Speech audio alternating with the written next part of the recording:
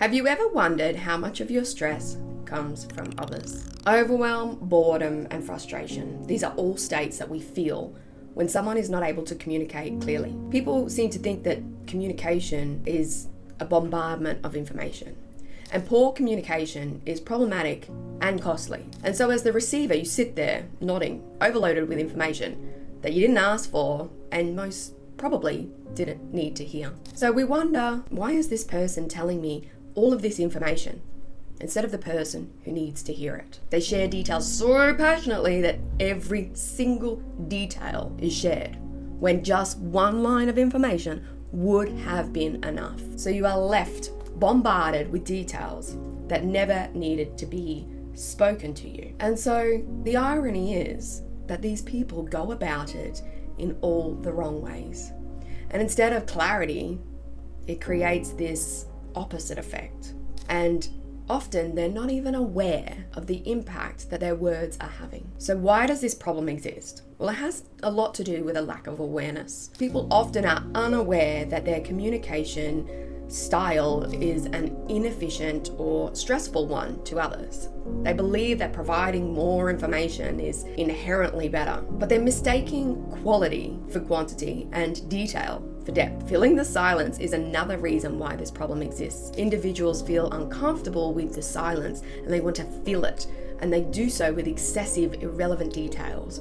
And this behavior is often driven by the subconscious need to appeal to the other person, to appear knowledgeable, to be important, or to maintain control of the conversation. Overwhelm is another reason in the speaker that they are stressed out themselves, that the speaker is causing this in others because it's a reflection of what is going on in their own internal state. And there's also the two audience problem. So the speaker, the person who's giving all this information, can be communicating with two audiences simultaneously. So the two audiences being the person they are talking to and themselves. So they are working through certain things using the other person as a sounding board, that they're processing their thoughts in real time. But the problem is that depends on who the person is. So when this person is bombarding you with information, there needs to be a good rapport for that person to create that conversation, because otherwise it can leave the person with those three feelings: that overwhelmed, frustrated, and boredom. So let's have a look at once what is underneath this. So psychology offers a useful lens for us to understand this dynamic, and that is through the framework by Arnold Lazarus, which is the big I and little I. So the big I represents the entire person, the whole being. It's their strengths, their experiences, and their full identity, made up of all the little parts. And then you have your little I's. So the little I's are the individual events or details that don't define the person entirely. They're not the whole of who they are. So the big I is it's us no matter what. The little I's might be the job that we have, but the job can change. So it's the transience between that, but the big I is the whole of us. When someone communicates from a little I perspective, they focus only on their own details, emotions, and thought processes. They can't really zoom out and consider the broader context. And this is where communication overload begins. People speak to process their own little I's, but in doing so, they flood others with irrelevant detail. And overloading a conversation stems from a misunderstanding of what communication truly is. Many people don't see it as a skill to be honed, but rather a natural, effortless act. This oversight leads to a little I perspective, when the focus is entirely on the speaker's own thoughts, feelings, and details, without considering the listener and the listener's needs or the context in which the listener needs to hear this information. So an example of this would be a personal thing that happened to me, where I had to get the information of the job that I was to be doing. And instead of just explaining it, this is what I needed to do, this person was so overwhelmed with everything that they were carrying with their own personal load that they didn't realize that all this stress that they had was being pushed onto the others. And so this happens a lot in the workplace, where the little I's become that person's focus, and they create a disconnect from the speaker's intent and the listener's needs. And it's important because the speaker becomes so passionate about the details that they focus only on the little I's, and it blinds them to the fact that the listener's needs are for the bigger picture, the big I. So details and refinement within the little I, they are important. They both play their parts. But when communication is broken down in such a way, it creates a negative experience for the listener. When someone is overloaded with details, it manifests in overwhelm, where the listener is flooded with too many of the little I's, making it impossible to process the information that is being given effectively. And then boredom. You don't see the larger point.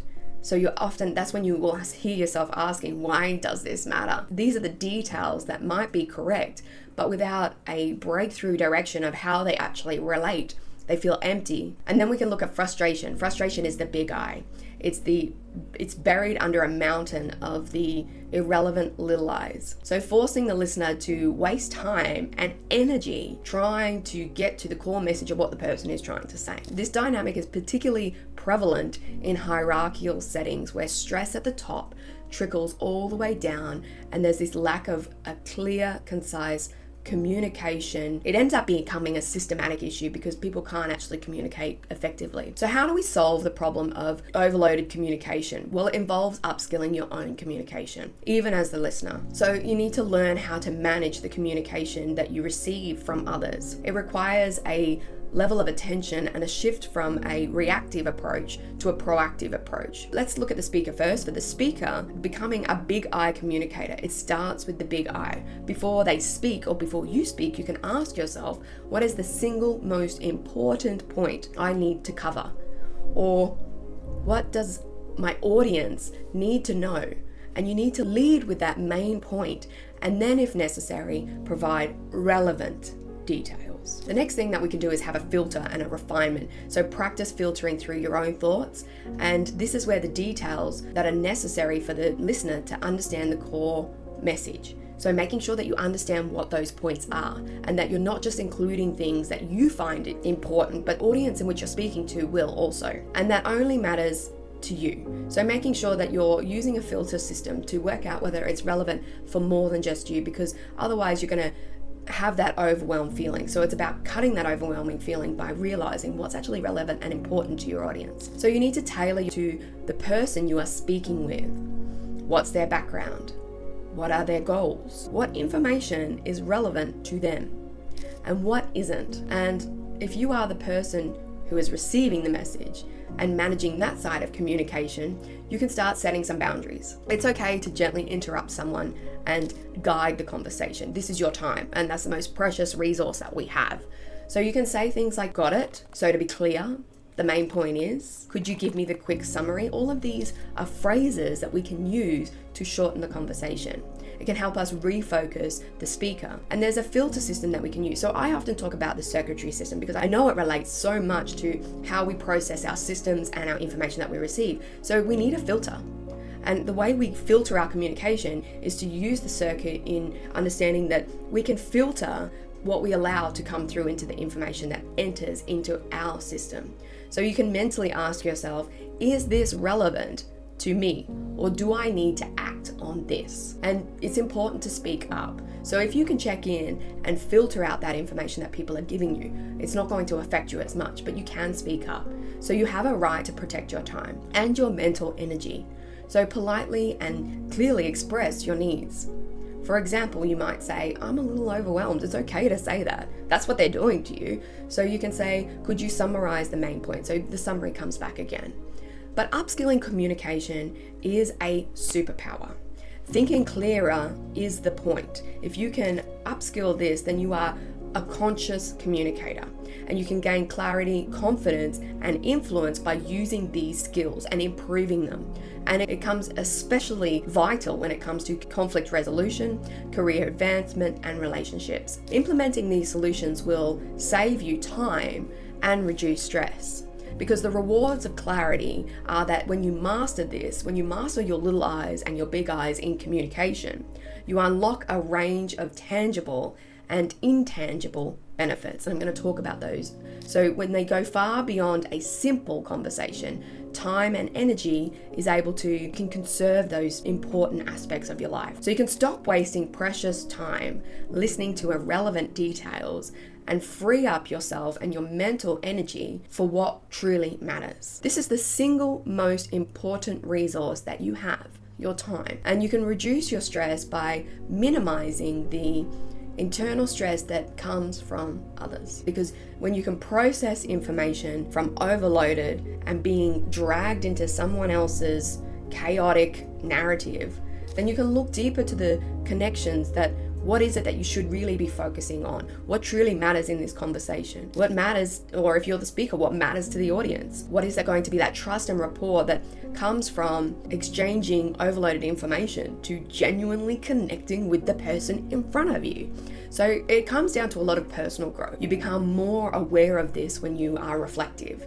So understanding how your own little eyes can impact others, all these details, like this is often where you will hear people gossiping or hear people complaining about an organization. Those are the details in which people are overloading things. And so when you are in that environment, if you can protect your own self and your own energy, then you are less likely of burning out through irrelevant information.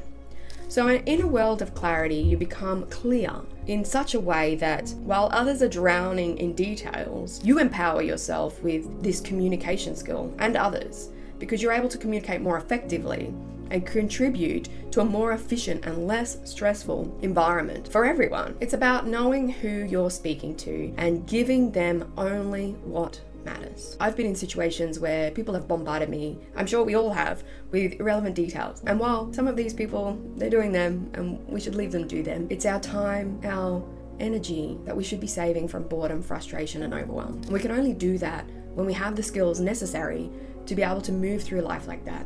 And that often comes to that personal development. Even if you are bombarded with information and you're personally developed, then you're able to do you, where you can wash it off. And above that, you might even have the confidence then to be able to tell them that this is too much information. And I thought it was really important to discuss that we need to upskill communication, because so many people just see it as something that we inherit from our parents. But look at all the other skills we inherit from our parents. Now, love mine, but we have evolved and we continue to evolve. And communication is yet another one. Words have been the result of wars and peace. Words have been the result of magic and organizational structures from the beginning of time, but we don't realize how important of a skill it is until we have it. So if you're interested in looking at developing any of these skills, I recommend you put forward the intent to upskill this like any other. And if you need any assistance with that, check out www.zazenflow.com and we can certainly book in a one-on-one session and look at the ways in which we can help you in these situations where people do overwhelm, bore you, or create this disconnect, and how we can support you. But those skills are definitely out there and they need to be developed.